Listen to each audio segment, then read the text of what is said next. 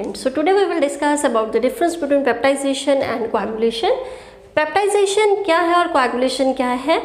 Peptidization is the process to convert freshly prepared precipitates into the colloidal solution by adding suitable electrolyte, and coagulation is the reverse of peptidization. इसमें हम क्या करते हैं, collides को convert किया जाता है प्रेसिपिटेट्स में बाय एडिंग एक्सेस इलेक्ट्रोलाइट.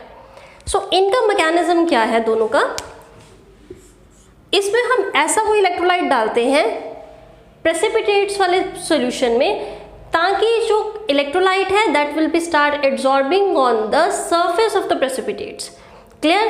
और सारे प्रेसिपिटेट्स के ऊपर सेम ही चार्ज इलेक्ट्रोलाइट जो है वो एब्जॉर्ब होगा, through which they start repelling each other. I will give you example. If we have FeCl3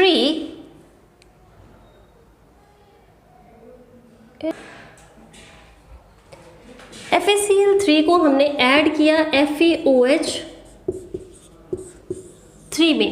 so here we have the precipitates of ferric hydroxide and उसमें हमने electrolyte add कर दिया ferric chloride FeCl3.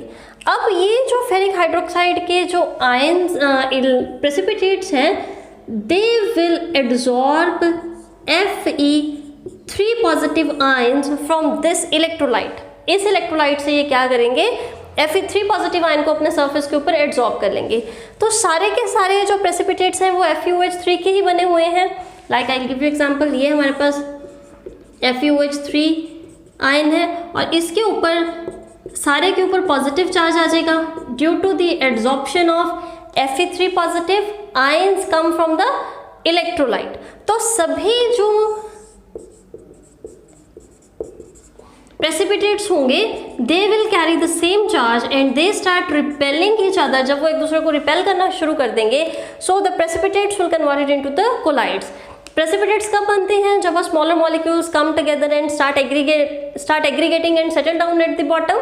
जब इनमें aggregation ही नहीं होगा, ये एक जगह पे इकट्ठे ही नहीं होंगे, then they will start repelling and the precipitates will converted into the colloids. Okay, but in case of coagulation colloids जो हैं उनको हमने प्रेसिपिटेट्स में कन्वर्ट करना है बाय एडिंग एक्सेस इलेक्ट्रोलाइट. इसमें कौन सा मैकेनिज्म फॉलो किया जाता है, देखो कोलाइडल पार्टिकल्स हैं they will bear some charge, उनके पास कोई ना कोई चार्ज होगा ही होगा. तो इसमें क्या किया जाता है कि जो चार्ज टू कोलाइड्स हैं उनके बीच में इलेक्ट्रोलाइट डाला जाता है हैविंग ऑपोजिट चार्ज. ठीक है, मान लो हमारे पास नेगेटिवली चार्ज कोलाइड्स हैं तो पॉजिटिवली चार्ज इलेक्ट्रोलाइट्स डाला जाएगा. अगर पॉजिटिवली चार्ज कोलाइड्स हैं तो नेगेटिवली चार्ज इलेक्ट्रोलाइट डाला जाएगा, जिसकी वजह से charge particle colloidal charge particle will neutralize, वो न्यूट्रलाइज हो जाएंगे and they will start approaching each other and form precipitates. इसमें उल्टा था, इसमें हमने क्या किया, हमारे पास कोई भी प्रेसिपिटेट है उसके बीच में इलेक्ट्रोलाइट डाल दिया और वो इलेक्ट्रोलाइट के जो आयंस हैं they will start adhering on the surface और absorb on the surface of the precipitates due to which repulsion takes place. But in this case colloidal particles repel each other due to they have the charge on them, but the charge can be neutralized or they get neutralized by adding a electrolyte having opposite charge as compared to the charge present on the colloids. तो जब ये opposite charge आएगा then they will neutralize the charge on the colloidal particle and coagulation takes place. So coagulation को थोड़ा और detail से पढ़ते हैं. coagulation को एक्सप्लेन करने के लिए एक साइंटिस्ट ने लॉ दिया दैट इज हार्ट्जे-स्कल्स लॉ और हार्ट्जे-स्कल्स rule. हार्ट्जे-स्कल्स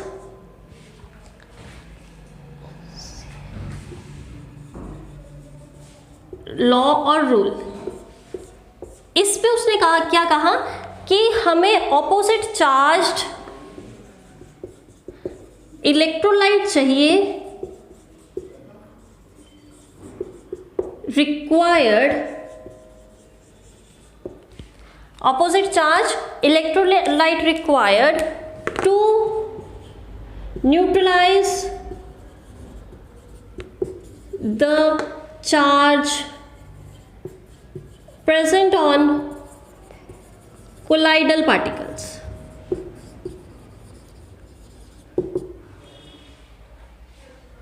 Clear? And next is valency of the ion.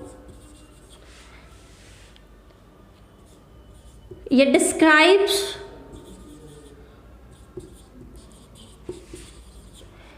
coagulation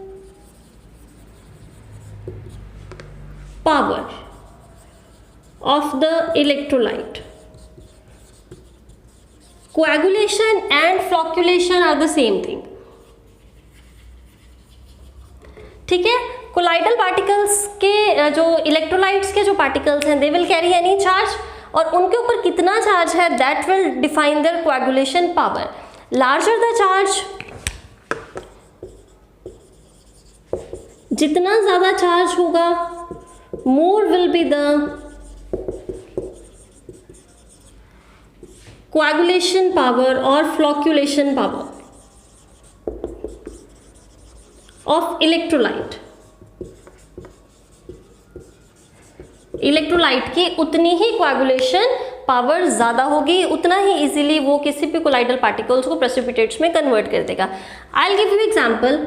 like we have the negative sol of arsenic AS2S3. Arsenic sulphide हमारे पास एक नेगेटिवली चार्ज्ड सोल है, मतलब this are the colloidal particles which carry negative charge. अब इसको neutralize करने के लिए we need positively charged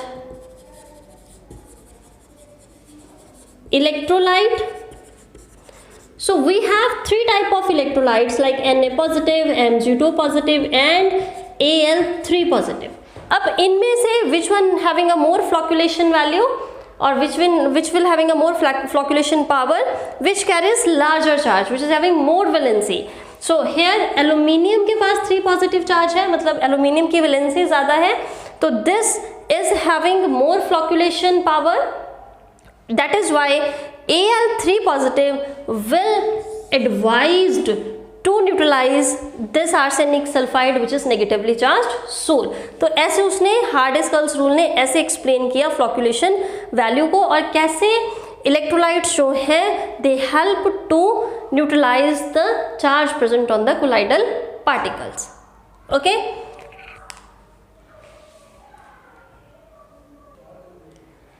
so coagulation power के बारे में हमने बात कर ली. Next we will talk about the flocculation value. Flocculation value मतलब the minimum amount of electrolyte required to neutralise the charge present on the colloidal particles.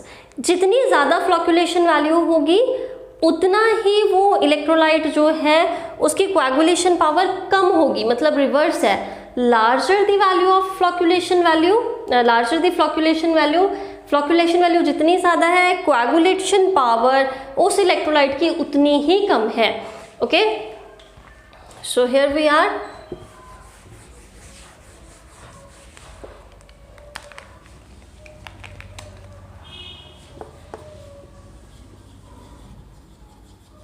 Flocculation value means minimum amount of electrolyte required to neutralize charge present on colloids. Clear? Smaller the value of, smaller the flocculation value,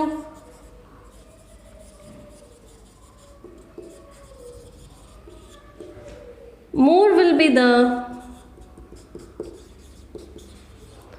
coagulation power of an electrolyte. Okay, so this is the difference between peptidization and coagulation, which is very much confusing for the students. So ये आपको I hope समझ आ गया होगा. So if you like the content, do share and subscribe the channel. Thank you so much.